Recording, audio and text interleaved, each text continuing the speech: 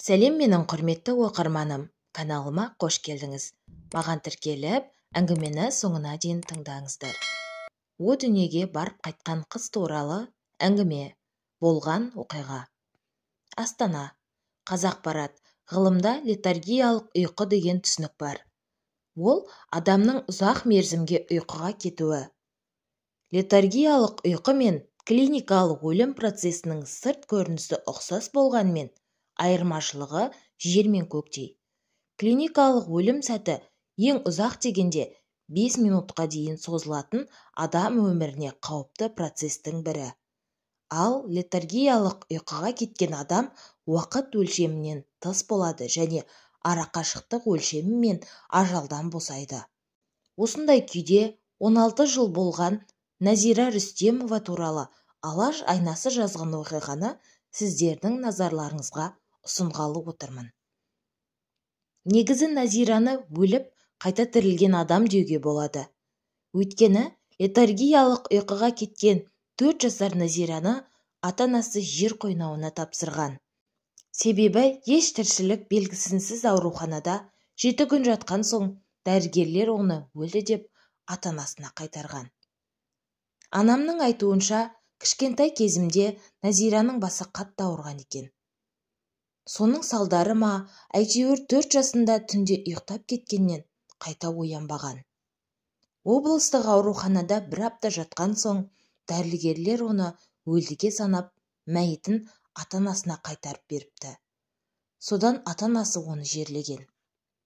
Алайда, сол күні түнде Назираның әкесі мен шешесі бірдей түс көреді. Белгісіз дауыс оларға, өз қыздарыңды тірідей көміп, кешірілмес күнә жасадыңдар, дейді. Шошып оянған ата-анасы молаға жүгіреді.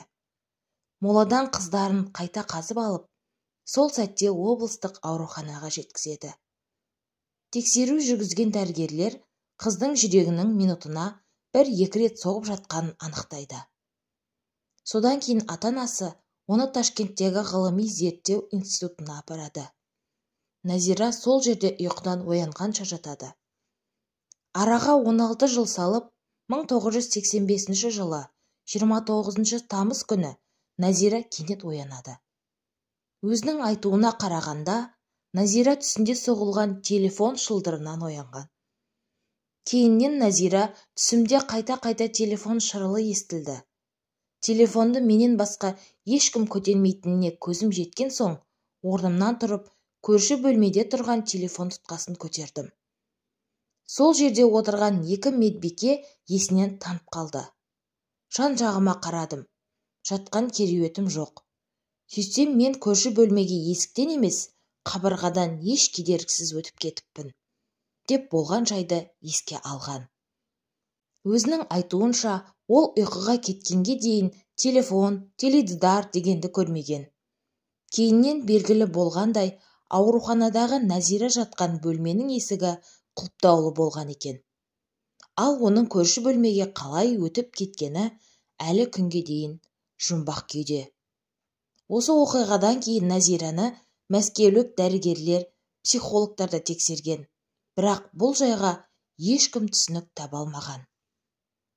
Тағы бір қызығы, 16 жыл ұйқыда жатқан 20 жасар Назираның бойы небәрі 28 сантиметрге өскен.